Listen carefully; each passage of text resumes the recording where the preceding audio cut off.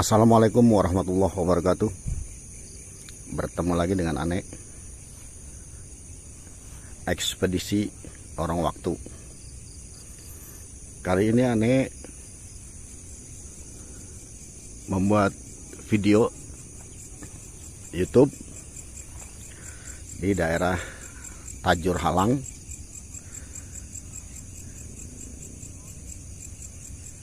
atau Kalisuren ya. Nah, kebetulan ada teman yang menawari saya lokasi di daerah sini. Katanya ada kuburan mobil. Sebenarnya bukan kuburan mobil ya, bukan mobil itu dikubur. Yang dimaksud kuburan mobil itu jadi mobil terbengkalai, ya sudah rusak lah kondisinya, dan mobil itu sudah puluhan tahun ada di lokasi, dan entahlah buatan tahun berapa. Ada mobil Mercy katanya, terus ada merek-merek apa lagi, dan kalau nggak salah itu sekarang katanya tinggal 6 unit. Kalau dulu agak banyak katanya, tapi sudah ada yang dibawa oleh pemiliknya. Dan konon juga katanya ada mobil RI1 di sana, tapi ya wallahu alam. Jadi saya kesini atas undangan teman Bang Niko, dan explore juga, tapi di aplikasi lain explore-nya. Sementara saya di YouTube, dan saya mencoba nih untuk sampai ke sini. Mitosnya mobil itu katanya bisa nyala sendiri, dan kebetulan Bang Niko dan Mr. X ini udah sampai duluan di lokasi, jadi saya menyusul gitu. Nah, oke, saya sapa dulu penonton ekspedisi lorong waktu. Saya sapa dulu penonton ekspedisi lorong waktu. Nah, ini saya ada di lokasi Tajur Halang. Sebelum penelusuran tetap kita berdoa. Mungkin nanti di sana kita akan berbincang-bincang dengan Bang Niko, Mr. X gitu, tentang lokasi yang dibilang angker ya, kuburan apa namanya, kuburan mobil itu, atau mobil terbengkalai lah, mobilnya mobil rongsok dan sudah tidak bisa dipergunakan lagi. Tetapi katanya mobil itu pernah nyala dalam kondisi yang ya begitulah, nanti lihat aja mobilnya tuh. Tapi katanya mesinnya itu nyala, panas, terus olinya keluar. Wallahu alam, kita akan membuktikan mitos itu benarkah itu, atau itu hanya sebuah isapan jempol saja. Dan jangan lupa kita berdoa. A'udzubillahi minasyaitonirrajim. Bismillahirrahmanirrahim. Asyhadu an la ilaha illallah wa asyhadu anna Muhammadar Rasulullah. Allahumma shalli ala sayyidina Muhammad wa ala ali sayyidina Muhammad. Bismillahi tawakkaltu 'ala Allah, la haula wala quwata illa billahil aliyyil azim. Senantiasa kita berserah diri kepada Allah dan mohon perlindungan dari Allah Subhanahu wa taala, karena di tempat seperti ini hanya Allah yang bisa melindungi kita, dan Allah lah yang akan memberikan keselamatan kepada kita. Nah, untuk penonton ekspedisi lorong waktu, yuk kita telusurin, kita nyusul Bang Niko dan Mr. X yang sudah sampai di lokasi. Oke, kita lanjut.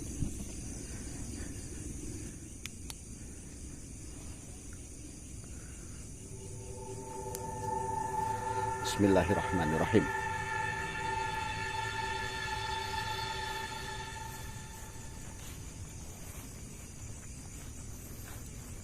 Nanti kita akan bergabung dengan mereka, karena memang Bang Niko sendiri kelihatannya sudah tapping, karena suaranya mungkin sudah terdengar ya oleh penonton ekspedisi lorong waktu. Dan ini lokasi di seberang tanaman pagar ini nih. Oke. Nah, saya datang ke sini karena memang rekomendasi dan ajakan dari Bang Niko, katanya tempat ini angker. Kita coba lihat.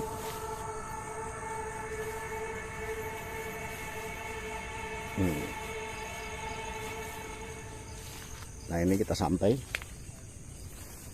karena memang saya sudah dengar suaranya Bang Niko di sini.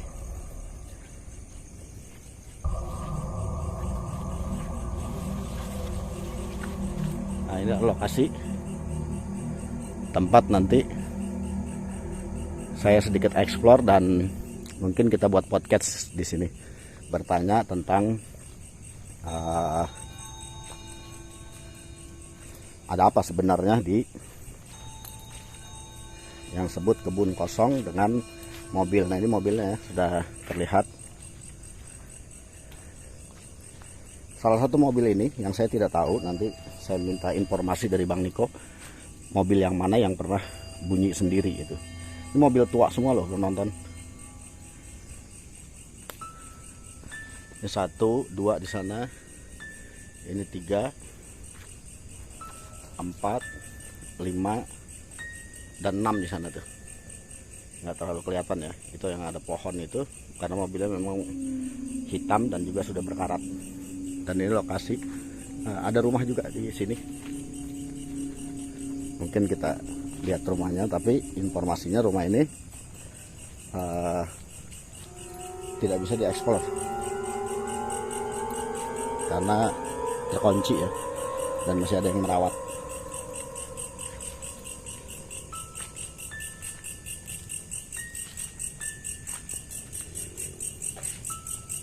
Nah ini rumahnya.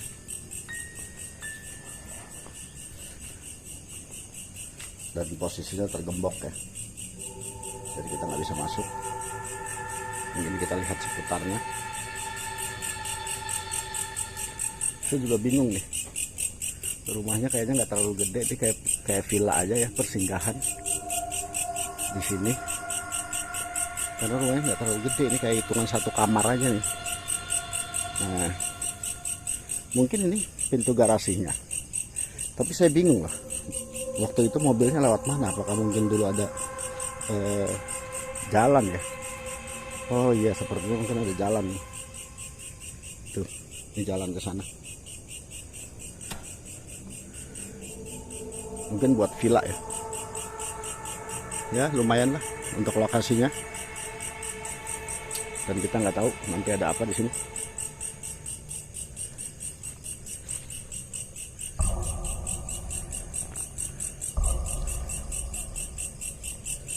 Saya belum ketemu dengan Bang Niko, mungkin Bang Niko masih explore. Karena kita nanti rencananya saya mau bikin podcast untuk bertanya-tanya kepada beliau, karena beliau adalah penduduk asli dari tempat ini. Jadi kita tunggu sampai explore-nya Bang Niko ke sini. Nah ini ada Mr. X. Nah itu udah cahaya-cahaya merah. Assalamualaikum. Masya Allah. Sendirian deh. Nah ini Mr. X. Nah, sendirian nyusul aneh. Ini Gitu. lagi nungguin yang tiktokan. Tok-tokan. Tok-tokan ya. Tok-tokan. Lagi ngelusurin kebun aja itu. Nah berarti Kebun bambu. udah berapa lama ente sampai sini? Ada kali setengah jam. Setengah jam ya. Nah, begitu. Nah, nanti kita ngobrol bareng di sini ya sama Mr. X dari Mystery on the Road. Nah ini sebenarnya ada Bang Niko dengan dia live tapi dengan aplikasi lain ya. Jadi aplikasi lain di sini nanti kita ngobrol. Mungkin kita akan duduk di sana tuh, di mobil-mobil itu. Oke, nanti kita lanjut untuk podcastnya. Nah inilah lokasinya mobil ini.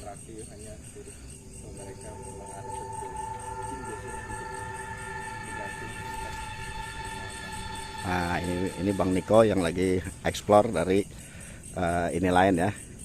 Kita sapa dulu Bang Nikonya nih. Assalamualaikum Bang Niko. Waalaikumsalam warahmatullahi wabarakatuh. Waduh, apa kabar Bang Niko? Alhamdulillah baik. Alhamdulillah baik gitu ya. Nanti kita ngobrol-ngobrol ya Bang Niko ya. Siap. Karena kebetulan saya di channel YouTube dan Bang Niko di yang lainnya lagi di aplikasi lain. Nanti tapi kita bergabung podcast ngobrol tentang misteri-misteri yang ada di sini. Oke, Bang Niko siap Bang Niko ya? Oh siap ya, siap. Oke, nanti kita lanjut. Kita akan lanjut ngobrol. Oke, assalamualaikum. Waalaikumsalam warahmatullahi wabarakatuh. Ketemu lagi nih. Nah, ini Mantap ya. Mantap ini, Be. Sambil nonton. Sama saya juga sambil nonton sendiri nih. Halo Pak Security. Halo juga Dombolodon. Pengkhianat nih. Berarti lagi rame nih. Lagi rame, alhamdulillah lagi rame. Alhamdulillah ya. Alhamdulillah lagi rame. Alhamdulillah, puji syukur kehadirat Betul, Allah betul. Subhanahu wa taala dan masih memberikan kenikmatan. Dan inilah sebenarnya memang benar hasil silaturahim kita. Gitu. Mudah-mudahan Allah panjangkan umur kita. Allah bukakan pintu rezeki yang seluas-luasnya. Amin amin betul, Be. Betul. Perasaan kayak ada suara hau-hau, suara apaan sih? Ayam kayaknya, Be. Suara ayam. Oh iya, Oh, ayam. bener. Ayam. Saya pikir ini kali suara hantu kali. Iya, hantu itu suaranya beda, Be. Nah, oke deh. Sekarang saya mau tanya nih, Bang Niko nih. Bang Niko kan biasa explore nih. Iya betul. Ada nggak pengalaman-pengalaman Bang Niko pada saat explore? Itu tuh pengalaman yang benar-benar menakutkan sampai apa istilahnya kalau di kawan-kawan tuh kenok. Pertama kali saya explore di daerah ini ya, Cariu, itu daerahnya Kang Bomis Misteri. Oh, Kang Bomis Misteri. Ya, Kang Bomis Misteri. Bentar, Be. Assalamualaikum Bang. Waalaikumsalam warahmatullahi wabarakatuh. Nah, sekarang gini ya Bang. Waktu itu saya tuh explore di Cariu itu. Waktu saya lagi dua kali seleb itu, 2 kali perdana seleb, yang kedua kali ditantangin sama Kang Bomi. Saya ke sana, kebetulan ruang lingkupnya gede ya, gitu kan. Nah, itu ada suatu serangan yang bentrokan energi yang bikin saya knock lah, bahasa detailnya knock. Nah, itu Boleh deketin lagi kalau emang ini. Biar suara Bang Niko masuk di ya ada yang tappingan. Bang ditanya lagi nih, kata rumah. Bang, rumah saya dulu katanya warga pernah lihat kunti tapi wujudnya manusia. Nah, Kunti berwujud manusia. berwujud manusia. Ya kalau memang orang-orang melihat penampakan pasti ada wujud. Betul, Gitu. betul, Pasti betul. ada wujud gitu. Jadi istilahnya kalau nggak berwujud, jadi bukan penampakan namanya ya. Ya betul betul ya, Gitu. bukan penampakan Karena ada wujudnya, yaitu disebut penampakan. Dan biasanya memang kuntilanak identik dengan perempuan. perempuan betul. Gitu. Nah, tadi juga ada yang bertanya, Mm-mm. ini tetap orangnya sama, dari Ferry Muhammad bertanya, kuntilanak orang yang bergantung diri, Mm-mm. jin atau korimnya itu ya selalu bergentayangan dan sering menunjukkan dirinya di rumah dia. Nah, settingannya dan warnanya pun merah dan putih. Kenapa sih ditunjukin merah dan putih gitu, Be? Kenapa ditunjukin merah dan putih? Nah, Gitu. Terus jawab nih sekarang. dan dia juga berubah jadi manusia, Bang, hilang di sumur, Bang. Nah, silakan Bapak jawab. Nah, kasus yang pertama kita bahas adalah tentang bunuh dirinya. Iya, betul. Nah, jadi kasus bunuh diri ini kalau syariat agama saya, ya agama kita ya Islam ya. Kalau agama Islam itu adalah orang yang sudah menyalahi kodrat. Betul. Artinya, maaf, ruhnya itu tidak diterima langit dan tidak diterima bumi. Jadi ruhnya itu akan bergentayangan antara posisi langit dan bumi. Betul. Seperti orang yang kebingungan sebenarnya. Nah, apakah dia akan menampakkan diri kepada manusia? Sesungguhnya ini alam ruh sudah berbeda dengan alam jin. Sama-sama goib kan Bang Niko? Betul. Sama-sama goib. Tetapi alam ruh itu berbeda dengan alam jin. Jadi jin tidak bisa melihat ruh lagi. Nah, begitupun manusia sama. Sebenarnya manusia sulit sekali melihat ruh. Gitu. Karena kalau orang bisa lihat kuntilanak, belum tentu bisa melihat ruh. Wallahu alam sih itu ya. Tentang bagaimana nanti penafsiran daripada penonton semuanya dari Ekspedisi Lorong Waktu dan Niko Misteri ya, gitu. Dan sini juga kita akan menyapa dulu dari Ibu Veronica. Assalamualaikum warahmatullahi wabarakatuh. Waalaikumsalam warahmatullahi wabarakatuh.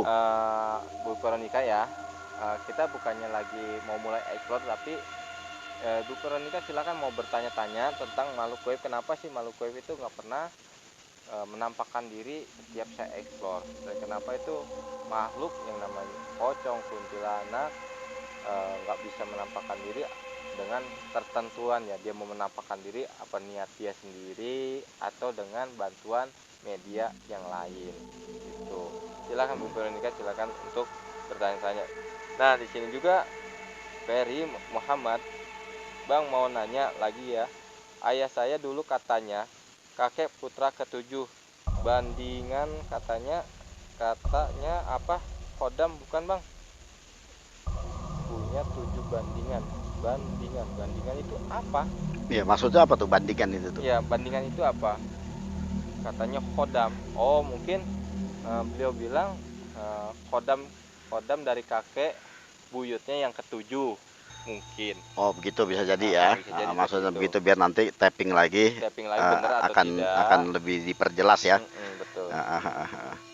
Nah ini kalau tentang Hodam, ya inilah banyak maaf sekali. Ini juga boleh nantinya jadi bahan penafsiran daripada teman-teman semuanya, penonton semuanya. Iya, betul. Gitu. Artinya pada saat seseorang meninggal, sesungguhnya alamnya sudah berbeda. Bukan lagi dia hidup di alam dunia, tetapi dia hidup di alam ruh. Nah, jadi dia tidak akan menjadi Hodam. Jadi itu intinya begitu, Bang Niko ya. Jadi orang yang sudah meninggal, orang tua kita, anak kita, gitu kan, terus saudara kita, bahkan leluhur-leluhur kita, kalau dia sudah meninggal, maka dia memiliki masalahnya sendiri. Problemnya pada saat dia hidup di dunia. Apakah dia orang yang soleh atau dia orang yang berdosa? Nah, apabila dia orang yang soleh, maka dia ditempatkan oleh Allah Subhanahu wa Ta'ala di taman-taman surganya Allah Subhanahu wa Ta'ala. Tapi apabila dia orang yang berdosa, maka dia tengah menghadapi siksa kubur. Dan siksa kubur ini entah berapa panjangnya, wallahu a'lam. Hanya Allah yang tahu, dan para malaikatnya yang mengadili pada saat itu yaitu malaikat Munkar dan Nakir. Gitu. Jadi maaf kalau ada pemahaman tentang Hodam. Kalaupun itu ada Hodam berbentuk misalnya terlihat seperti kakek seperti terus anak terus siapapun gitu kan. Ada yang bilang Hodam yang sampean tuh macan, ada yang itu ular, ada yang itu misalnya gorila. Emang kita bilang Hodam itu emang apa ya, misalkan kebun binatang. Ada macan, terus kemudian segala macam ular. Nah saya bilang gini, Hodam itu kita nggak ada yang tahu apakah Hodam itu bentuknya harimau, kemudian Hodam itu bentuknya ular. Itu kita nggak ada yang tahu. Dan Hodam itu yang saya pernah yang dibilangin sama seseorang itu tergantung kitanya apa sih. Seperti contohnya kemarin saya sempat bertanya sama seseorang, saya pengen tahu sih Hodam saya itu apa dan aura saya itu apa. Dia bilang Hodam sampean macan. Lah perasaan saya nih, saya tuh nggak ada miara Hodam atau dari leluhur. Nah leluhur saya tuh memang dulu pernah namanya berilmu segala macam, cuman ya namanya udah meninggal beliau, otomatis insya Allah hanya Allah yang tahu dan nabi-nabinya dan rasul-rasulnya yang tahu. Insya Allah dia dimasukin ke surganya Allah ya teman-teman. Amin. Kemudian aura apa sih yang pertanyakan saya itu, auranya itu apa sih bilangnya aura. Oh begitu ya. Sebenarnya begini juga nih tentang Hodam ya. Hodam dengan Hodam yang dibilang ruh leluhur itu berbeda dengan Hodam yang Bang Niko sebutin tadi, yaitu berbentuk macan, berbentuk harimau gitu kan, berbentuk entah ular, entah dan lain sebagainya. Nah ini Hodam yang dibilang belakangan tadi, macan, harimau dan segala bentuk yang terlihat seperti hewan, itu adalah dari jin. Itu makhluk Allah yang namanya jin. Jadi dia menyerupai, entah itu menyerupai kakek dan lain sebagainya. Tapi maaf sekali, ini sesuai dengan syariat Islam. Ya kita di sini kan istilahnya kepelurusan ya, kepelurusan gitu. Secara syariat Islam tidak ada ruh yang akan menjadi Hodam. Nah di sini Ferry Muhammad bertanya lagi, pernah juga Bang, dulu Bang uak saya atau kakek saya punya batu akik merah, katanya bisa ikut macan di desa. Katanya bisa ikut macan di desa. Bisa. Bang Niko, saya jawab bisa. Kenapa? Karena memang rumah daripada jin itu ada satu kayu, dua batu, Batu. gitu. Terus kemudian besi, Besi, maka ya. itu bisa jadi rumah-rumahnya jin. Nah, ada juga yang namanya orang dengan benda pusaka, Bang Niko. Iya. Nah, ini saya meskipun ini tetap kita keril ya. Ya keril. Keril dan Betul. terjadi pada saat zaman dahulu orang membuat keris, orang membuat golok pusaka, orang membuat pedang dan lain sebagainya. Nah, itu bisa pembuatannya itu dengan tirakat. Tirakat. Berpuasa lalu dia membaca sesuatu yang diyakininya. Oh, betul. Terus kemudian mengundang energi dari alam goib untuk mengisi daripada benda-benda yang tersebut. betul, ya. Nah, Jadi akhirnya benda itu memiliki hodam, Hodam, nah. ada isinya. Di Gitu. sini ada pertanyaan dari Mbak Nuri ya, Mbak Nuri Arya. Bang, aku kalau setiap orang mau meninggal pasti mengalami keanehan kayak susah tidur dan susah napas.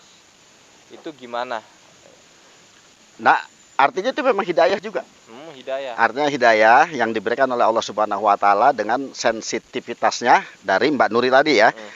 Jadi Mbak Nuri itu Allah berikan kelebihan dengan dia bisa merasakan kalau ada orang yang mau meninggal. Jadi Allah memang berikan kelebihan-kelebihan kepada manusia di muka bumi ini dengan masing-masing kelebihannya. Ada orang bisa melihat alam goib, ada orang hanya sensitif bisa merasakan, gitu. Terus kemudian macam-macam yang Allah berikan. Tetapi syukurilah apa yang kita dapat dan kita panjatkan kepada Allah Subhanahu wa taala. Mudah-mudahan apa yang Allah berikan ini bukan menjadi sesuatu yang merugikan kita, tetapi istilahnya insya Allah memberikan nilai-nilai positif yang kita bawa kepada Allah Subhanahu wa taala gitu. Ya, nah, gini teman-teman, silakan mau bertanya lagi.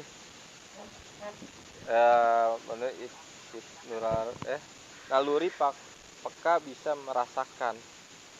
Naluri peka bisa merasakan. Kalau peka, saya bilang merasakan itu sangat beda, teman-teman. Kalau peka itu, misal kita peka dengan suatu bentuk itu kayak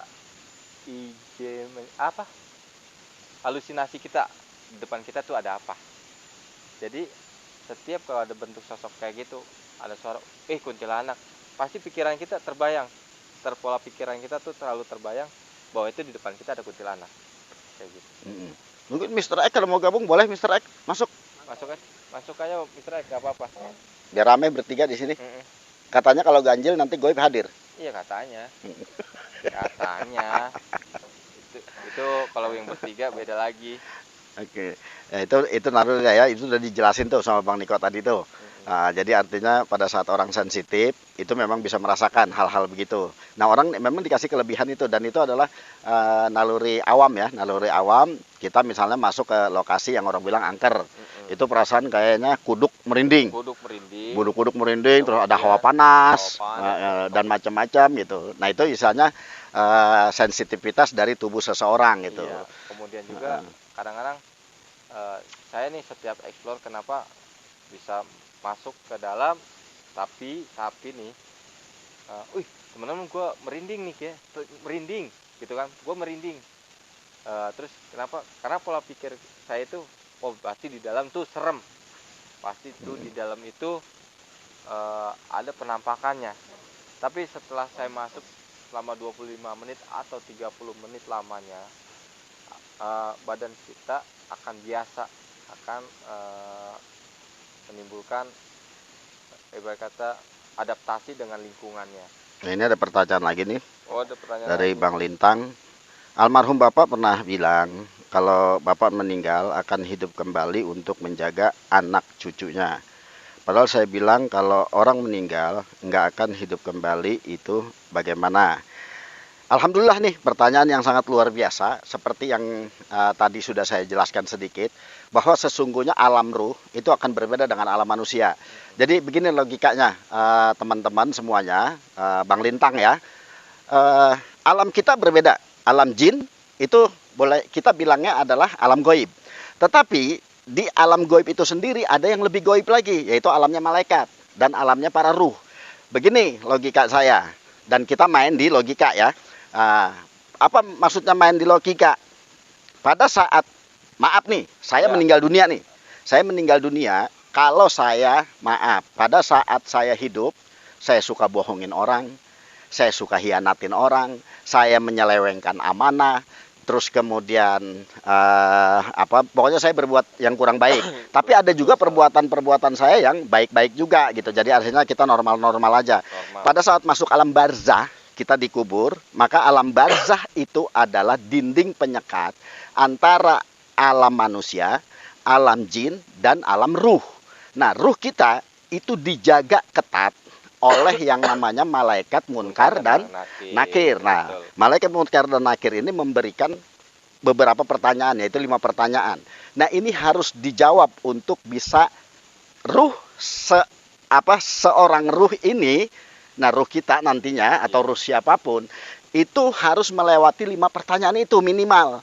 Apabila dia mampu melewati 5 pertanyaan, maka dia akan bebas. Tapi kalau dia tidak mampu melewati 5 pertanyaan, maka dia dalam proses azab kuburnya Allah Subhanahu wa Ta'ala. Lalu bagaimana dia akan keluar ke alam dunia?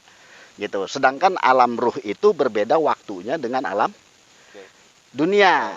Kalau di alam dunia kita hidup 1 tahun. Itu mungkin di alam ruh kita akan hidup itu puluhan ribu tahun. Ribuan tahun. Gitu. Pernah gini, Be. Saya tuh pernah dulu katanya nih teman-temannya, saya bukannya pernah kejadian. Dulu ada saudagar pedagang, itu dia pernah ibarat kata dia punya utang atau dia ngutangin seseorang, memberi utang seseorang, dia meninggal dan kemudian dia nggak tahu nih. Misalnya kan saya punya utang sama Babe nih, amit-amit Be ya. Iya. Ini kan misalkan. Misalkan Babe meninggal, tiba-tiba Babe menagih saya ke rumah. Uang itu saya kasih ke Babe nih, saya ngelunasin utang saya. Tapi dia bilangnya berikan aja ke istri saya cuma nagih utang itu, gitu. Apakah itu dalam berkata ruhnya atau jin korimnya yang datang ke saya atau gimana? Soalnya ini kejadian nyata. Ceritanya cerita nyata, kejadian langsung sama orang yang daerah sana gitu. Jadi ditagih hutang oleh yang meninggal dunia. Nah, ini adalah salah satu siasat dari bangsa jin sebenarnya. Nah, urusan dunia pada saat kita sudah meninggal dunia itu semuanya terputus. Terputus, mau kita ngutangin atau kita punya hutang itu terputus urusan dunianya, Bang Niko. Tetapi urusan akhirat inilah yang diproses pada saat ruh itu masuk ke alam kubur, itu terproseslah semua kehidupan di dunianya. Jadi sebelum dapat nanti kita sampai mizan, terus kemudian di padang mahsyar, terus kemudian kita penghisapan gitu kan. Nah, pada saat penghisapan itu kita akan dapat lagi siksaan yang luar biasa. Jadi siksa alam kubur itu bisa juga berkepanjangan atau pendek. Betul. Gitu. Tetapi orang yang sudah bebas dari siksa kubur, maka Allah tempatkan dia di alam-alam ruh. Dan maaf penonton, dia tidak akan kembali ke alam dunia. Kenapa? Alam dunia adalah alam tipu muslihat. Alam dunia adalah alam perjuangan untuk kita menuai amal ibadah kita untuk kita pulang ke rahmatan Allah. Jadi ke rahmahnya Allah, ke rahmat kasih sayangnya Allah. Nah, apabila kita sudah pulang ke sana dengan kenikmatan yang ada, mungkin nggak kita akan balik lagi. Karena ruh itu tahu. Dan ada satu yang dijelaskan di dalam Al-Quran. Apabila seorang ruh pada masa siksanya, dia memohon kepada Allah Subhanahu wa Ta'ala untuk dimintakan, ya Allah berilah aku hidupkan kembali ke alam dunia. Niscaya aku akan beramal soleh. Meskipun itu hanya 1 detik. Coba bayangin. Dia pengen hidup di dunia lagi hanya untuk beramal meskipun Allah hidupkan hanya 1 detik. Jadi intinya memang ruh itu nggak akan pernah kembali ke dunia. Ini sesuai syariat ya. Jadi maaf, Ekspedisi Lorong Waktu adalah channel pelurusan yang bukan hanya eksplor tentang mitos alam goib, bagaimana jin, bagaimana hodam dan lain sebagainya. Nah. Tetapi di sini kita memberikan edukasi betul Be. gitu untuk Nah. pemahaman penonton. Nah, sekarang saya bilang gini. Tadi bilang, "Bang, kok nggak ada hantunya?" gitu kan. "Bang, kok nggak ada pocongnya, Bang, nggak ada gondruwonya." Nah, bentuk sebuah pocong atau kuntilanak itu nggak bisa terlihat, tergantung mereka yang mau mewujudkan diri. Dan apabila, "Bang, kenapa sih ada mantra-mantra? Bang pakai mantra apa kok bisa kelihatan tuh pocongnya?" gitu.